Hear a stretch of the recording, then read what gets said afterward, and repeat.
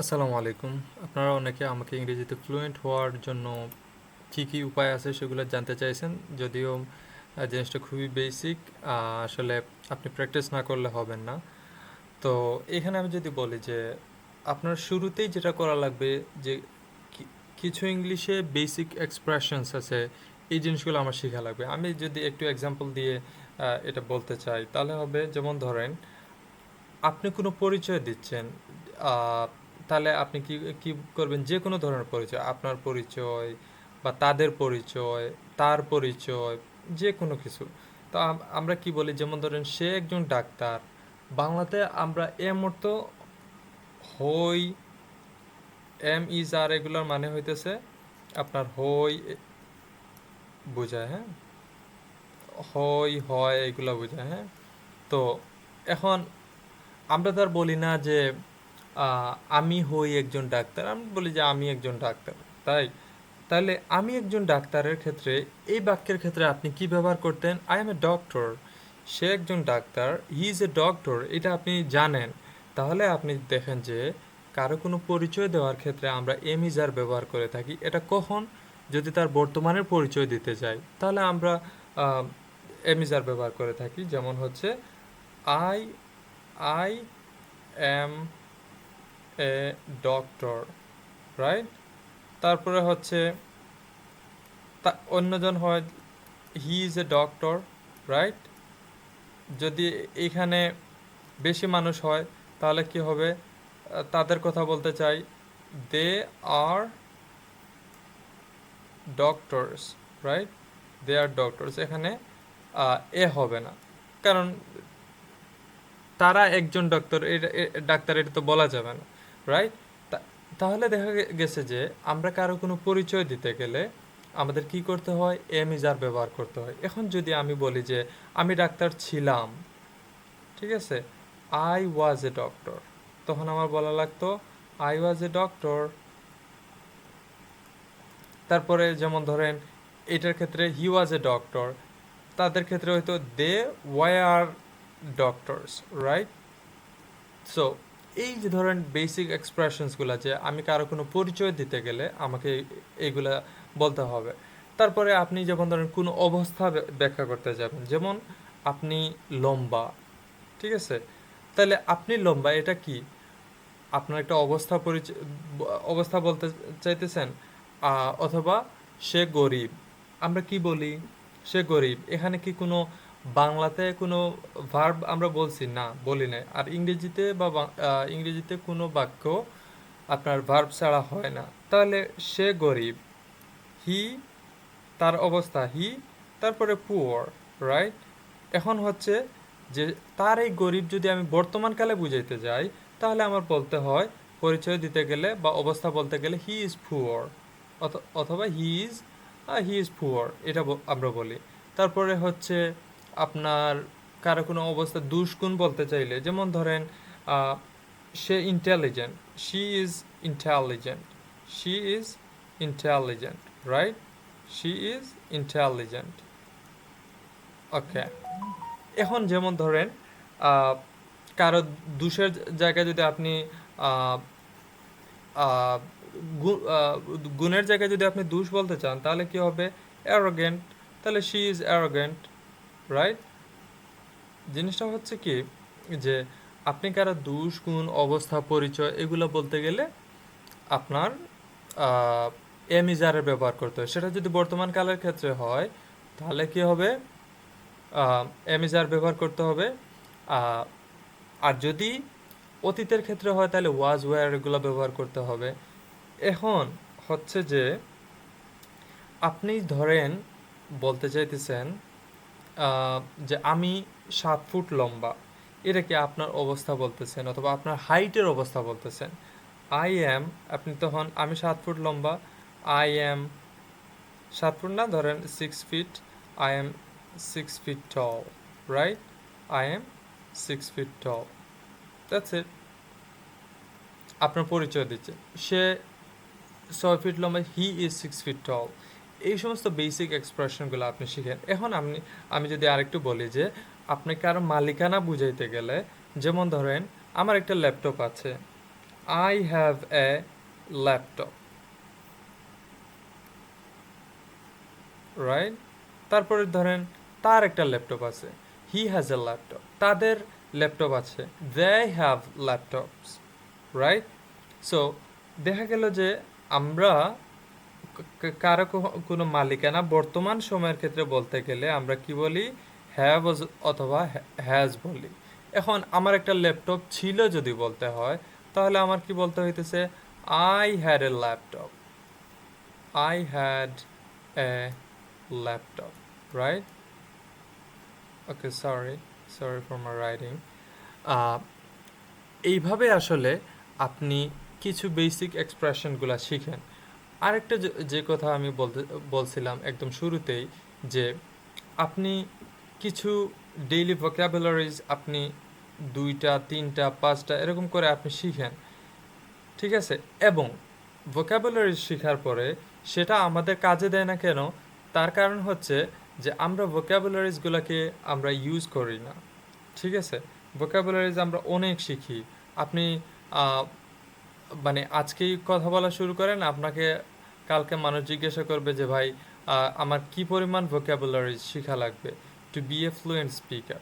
আমি বলি কি, আপনার আপনি যেই ডোমেইনে কথা বলবেন সেই ডোমেইনে যদি আপনার যথেষ্ট ওয়ার্ড জানা থাকে, এতটুকুই আপনার দরকার। তাহলে এখন ধরেন আপনি হইতেছেন একজন আহ, কথার কথা একজন ভেটেরিনারিয়ান, আপনি ভেটেরিনারি রিলেটেড ভোকাবুলারিজ আপনার শেখা লাগবে। আপনি হইতেছেন একজন মার্কেটার, আপনার মার্কেটিংয়ের ভোকাবুলারিজগুলো আপনার শেখা লাগবে। আপনি ধরেন হচ্ছে আর কিছু আমাদের বেসিক লাইফে, যেমন ধরেন আমার কোনো কিছু দরকার, এগুলো তো আমরা প্রতিনিয়ত বলতেছি। সো ডেইলি নিডসের যেই ভোকাবুলারিজ আছে সেগুলো আমাদের অফকোর্স শিখতে হবে, রাইট? এখন হচ্ছে যে আপনি এত কিছু শিখলেন, মানে এখনও কিন্তু অনেক অল্প, বাট এত কিছু শেখার পরে আপনি যদি প্র্যাকটিস না করেন, the word is useless until you use it, right?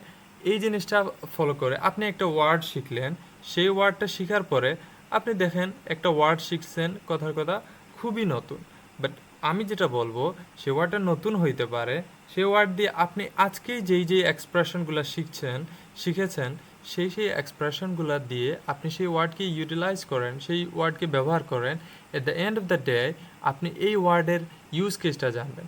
আর আরেকটা হচ্ছে যে আমরা ভোকাবুলারি শেখার সময় হয়তো বা Bangla to English dictionary use করতে চাই, এটা ঠিক আছে, at the very gate go it's it's okay, but আপনি যখন একটু অ্যাডভান্সড হইতে ট্রাই করবেন, সেক্ষেত্রে আমি বলবো যে আপনি মানে গুগলে যে আপনি ভোকাবুলারিজটা সার্চ করেন, আপনি এরকম সার্চ করেন যে মিনিং অফ, কথার কথা মিনিং অফ, ধরেন একটা ওয়ার্ড আপনি জানতে চাইতেছেন কম্পেঞ্জাস, রাইট? মিনিং অফ কম্পেঞ্জাস এরকম লিখে আপনি সার্চ দেন, দেখবেন মিনিং আসবে। আপনি যেহেতু বাংলাদেশ থেকে সার্চ করছেন, বাংলাও মিনিং আসবে, বাট আপনি এই ওয়ার্ডটা জানতে যেয়ে আপনার আরও কিছু ওয়ার্ড জানা হবে, কারণ এইটার বিভিন্ন ইউজ কেস তারা দিবে। So this is how you can be you can become fluent in English.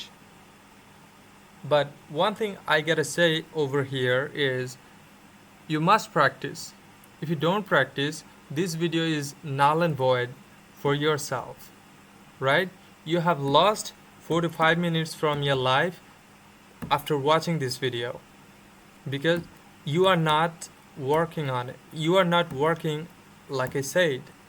So এই বলে শেষ করলাম যে আপনারা ফ্লুয়েন্ট হওয়ার জন্য আমি যেটা বলবো যে আপনি শুরুর দিকে বেসিক এক্সপ্রেশনগুলো শিখেন, তারপরে ভোকাবুলারি শিখেন এবং প্র্যাকটিস করতে থাকেন। প্র্যাকটিসটা করবেন আপনি ডেইলি আপনার জীবনে ঘটে যাওয়া বিভিন্ন ইভেন্টস নিয়ে, আপনি সেটাকে একটু এক্সপ্রেস করেন, রাইট? আরেকটা যদি আমি ছোট্ট করে বলে রাখি যে আপনি যেই কাজটা করেন বা যেই কাজটা ওই লুক আনার পরেই, যেমন ধরেন আমি ভাত খাই, এটাতে আমরা কি করি দেখেন, আই বলি, তারপরে আমরা কাজ নিয়ে আসি, আই ইট রাইস, তারপরে যেটা আছে সেটা নিয়ে আসলাম, আই ইট রাইস। ঠিক আছে, আমি স্কুলে যাই, আমি কি করি, আই গো, আমি যাই, অথবা হি গোজ।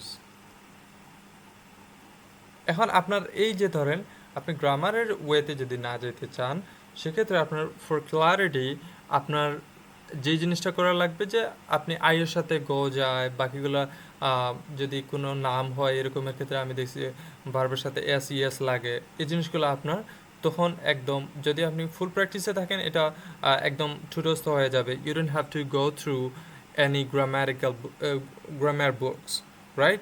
সো আই গো, তারপরে দেখেন আই গো, আপনি কোথায় যান, I go to school, right? I go to school. He goes to bazaar, right?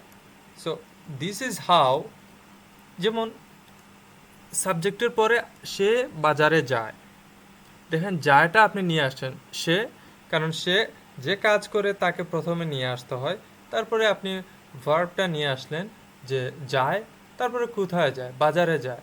So he গোজ বাজার, বাট বাজারে, টু বাজার, কোথায় যায়, একটা জায়গা থেকে অন্য জায়গায় যাচ্ছে তো, সো সো টু ব্যবহার করতে হয়। এখন যেমন ধরেন এক্ষেত্রে জাস্ট একটু ইয়ে করি, যেমন সে বাড়ি থেকে বাজারে যায়, এটা বলতে গেলে আপনি দেখেন যেই দিকে যায় তার আগে আপনি টু বসাইলেন, তাহলে হি গোজ অর শি গোজ, অথবা দে গো, হি গোজ টু বাজার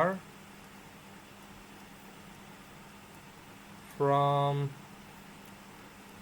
his home, right?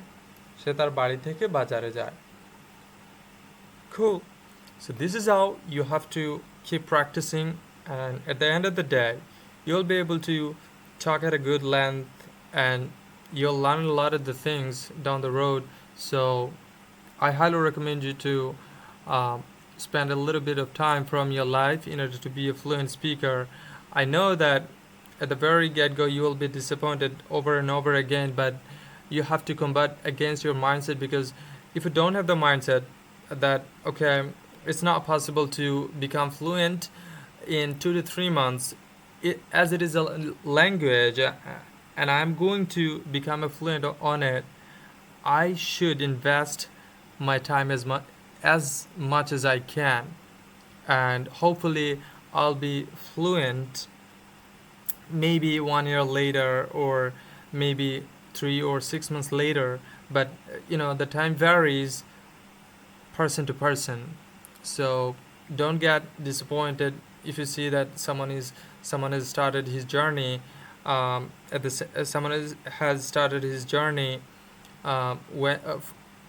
when you started, but he becomes fluent, but you are still lag behind. You are still lag behind.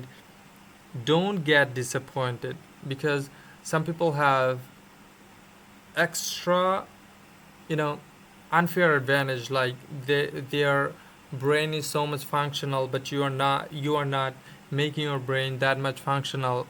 So maybe it took less time for them, but it is taking more time for you.